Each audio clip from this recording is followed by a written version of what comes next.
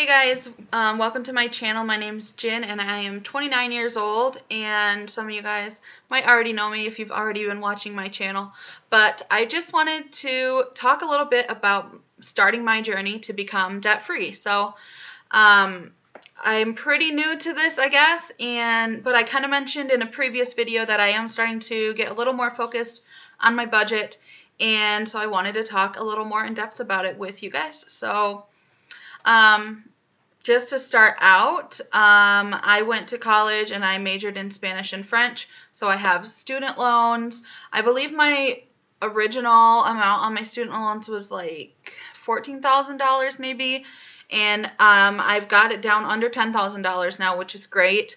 My minimum payment is $113 a month.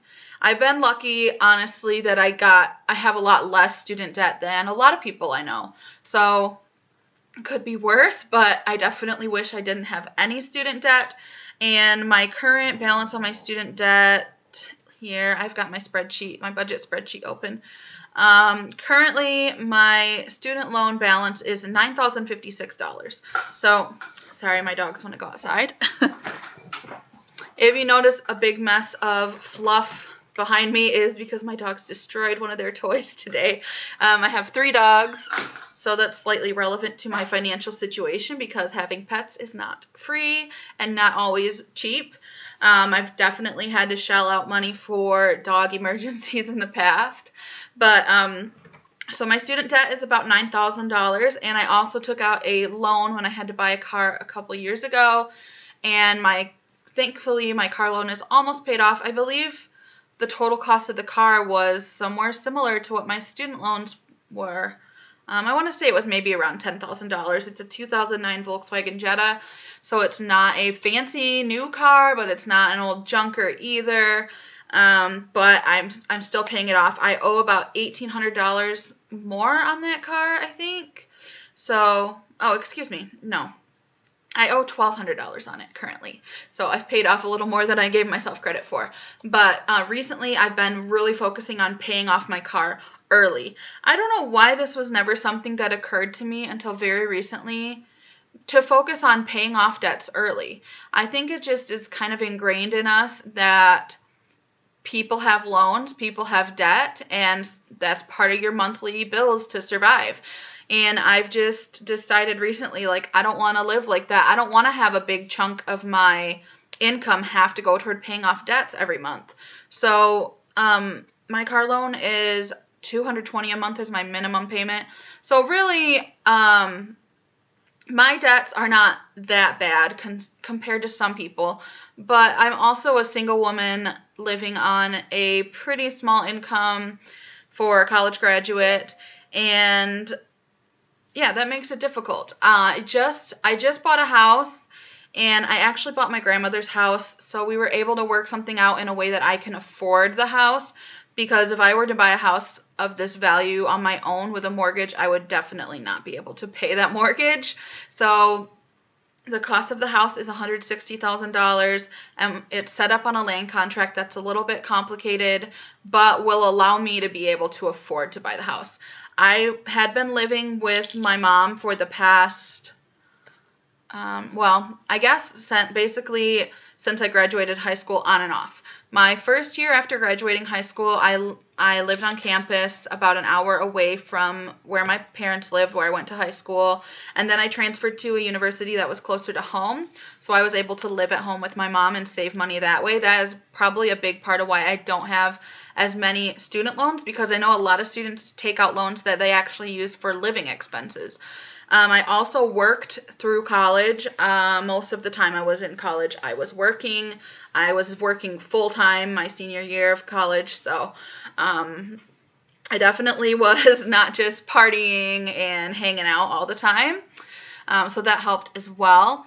But yeah, so I studied abroad a few times in there, so then I'd come home and live with my mom. I didn't want to buy a house at that time when I knew I was going to be studying abroad. I worked abroad in France for a year after I graduated college, teaching English, and I just was never very good at managing my money. Looking back at it now, I have so many regrets because my actual cost of living, my bills were so low, and I just didn't take advantage of that disposable income that I had. I was just disposing of it instead of using it to pay off my student debts. I could have had so much more paid off. And unfortunately, I waited until it was too late to really take advantage of that. I've been looking at buying a house for the past maybe 2 years. I want to say that I'd started thinking about it because I have the dogs. Renting an apartment really was not much of an option for me. My mom's planning to sell her house very soon in the spring, so I was basically going to be forced to find another option of somewhere to live. So I have 3 dogs, and I had all 3 of them before I started looking for a place to live. Which, retrospectively, getting 3 dogs when I lived at home with my mom and was eventually going to have to move out, probably not the greatest idea, but it's something I already did. And dogs are kind of my passion and my hobby. I've actually worked as a dog trainer as well, and my hobby is training my dogs and actually competing with them, which I have basically almost totally cut out recently to save money because it is an expensive hobby. So I just have my dogs at home. We go to class once a week. I'm thinking of even cutting that out for a while to just pay off my debts faster. It comes out to about $15 to $20 a week, which isn't that bad, but it's still some money that could be spent elsewhere. Competition's more expensive than taking classes, and there was a time, a lot of my money when I was living at home with my mom was spent on taking classes with my dogs, competing with my dogs. Sometimes I'd be competing with my dogs 2 or 3 weekends a month, and I would say on average I spend $100 to $200 for a weekend of competing with my dogs. Sometimes more if it's out of town and I have to get a hotel or drive back and forth. So it's definitely not a cheap hobby. And then another thing I wasted so much money on was just eating out, eating takeout, and things like that. And I won't go super into depth, but a lot of my mismanagement of my money had to do with depression and suffering from depression, not being able to do things like cook for myself because I was too depressed. So getting help with that has definitely made a difference in my ability to manage my money properly.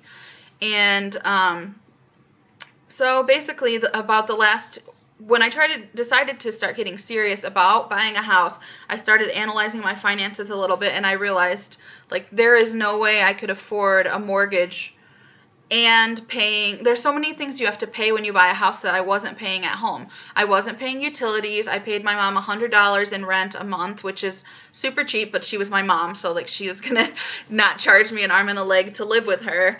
I wasn't paying utilities. I wasn't paying property taxes, all of those types of things that you don't really think about if you haven't owned a home before. So once I started looking into it, I was like, man, there is no way I could afford a mortgage and home insurance and utilities. I would have to buy basically the cheapest house available. And in the area where I live, if I wanted to stay in this area, it's not super affordable because it's just the main city. I didn't live downtown, but that city has been growing and booming and really successful, so people are moving to the area, and the housing market has also been really good, so it's been expensive and not a great time to buy a home. So eventually I looked at a few homes that were around $100,000. That was even that was going to be pushing it for me to afford the mortgage. So up until the last 4 years, I've been making $35,000 a year, and I just got a raise in December, so now I'm making $3,800 a year, but it's only been a couple weeks that I've actually been getting paid that amount. That did increase my monthly income by $300, and my budget is still pretty tight even with that raise. So the dogs want to come back in. So basically, I have a pretty strict and tight budget now, and all extra money that I have, I am working at throwing at my car loan currently. That should be paid off within a couple of months, I think, since I only have $1,200 left to pay off on it. So once that's done, I'm going to be starting to throw the money that I was going towards my car loan at my student loan. I said my minimum payment for my student loan was $113. Since I started paying that off, I have at least been paying a few extra dollars. I believe currently my auto draft is set to take $125 a month toward that instead of the bare minimum. It's not a lot, but it makes a difference over years. So I had to set it up to take a little more than what my minimum payment was. So I'm hoping to increase that payment by quite a bit once I have paid off my car. And I have started tracking my budget, and it is crazy to me to look back at the changes. I started tracking my budget more closely in August of 2017, and in February of 2018 was when I really started taking a monthly assessment of where my finances were at. So actually in the past, sorry, my dog's playing with a squeaky toy, but in the past about a year, it's been about a year since February of 2018 that I've been very closely tracking my progress from month to month. So I have some different savings accounts where I have sinking funds for different needs. I have one for if my car needs maintenance. I have one for if my dogs have an emergency where they would need to go to the vet. And I have one for utilities now and for property taxes. So I have worked on building up those accounts while also trying to focus on paying off my debts. And in the past year, I just moved to my new house in December.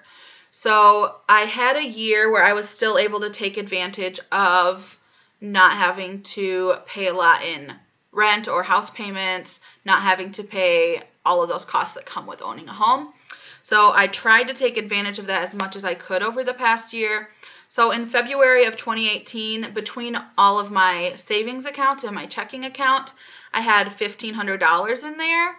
And today I have a little over $5,000 in there. So I was able to save up a few $1,000s during that time. I have money that comes out for an IRA.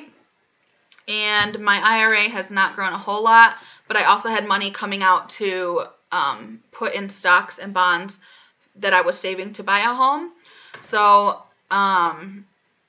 the way my land contract is set up is kind of strange, but it was also done that way to make it possible for me to buy the home.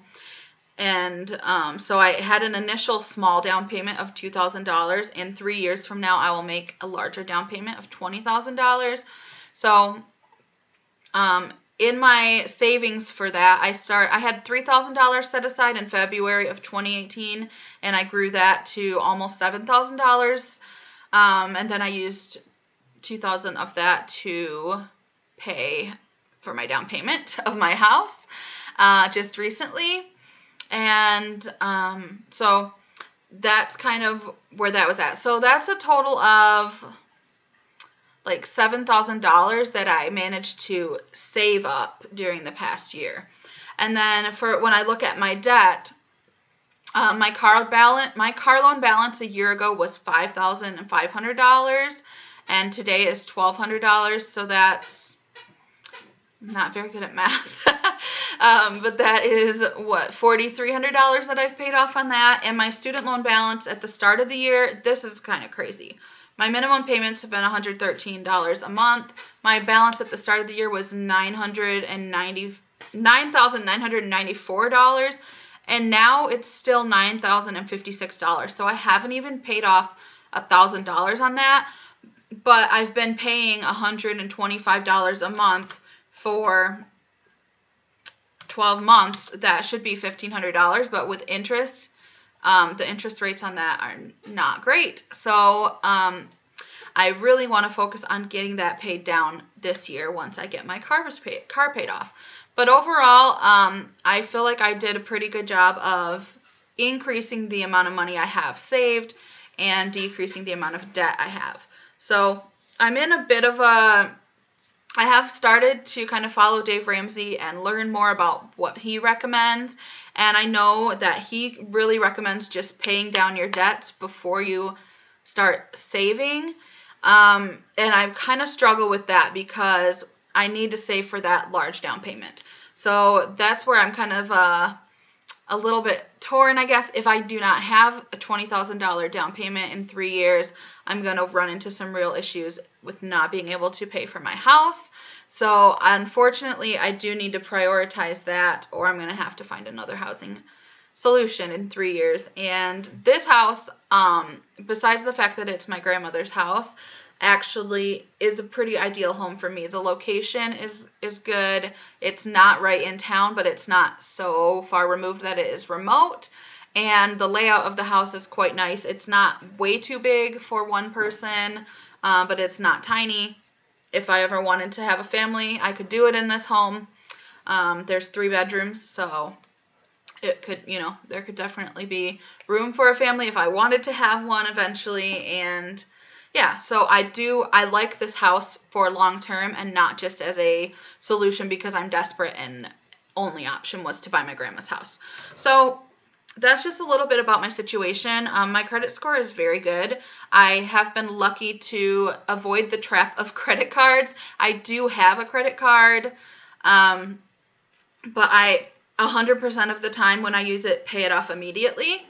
I have that just, I've started using it to collect points on it, which I know is something that some people advise against, but I only use it in the same way I would use my debit card, if that makes sense. I never use it to buy things that I could not afford to pay for right now. So I only use it to buy things that I need, and then I immediately go online and pay it off right away. So I think that's about as responsible as you could get with credit card use, besides just not having one at all. I like the idea of having it just in case I would have a problem with my debit card.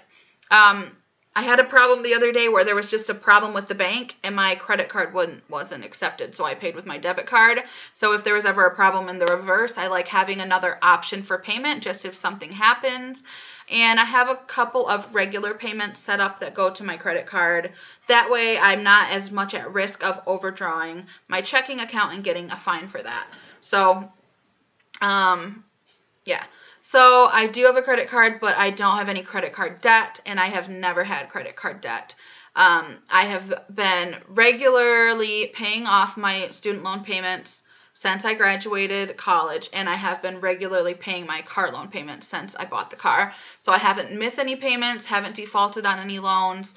I don't have a lot of open accounts. So my credit score is 805 currently, which I think is pretty awesome. And I'm really proud of that. That is one financial thing I can say I've been successful in, is building a good credit score. So there's that. So yeah, that is just a little bit of my financial situation. I'm going to try and do some updates throughout the year. As I accomplish different goals, I will hopefully be updating soon that I have paid off my car.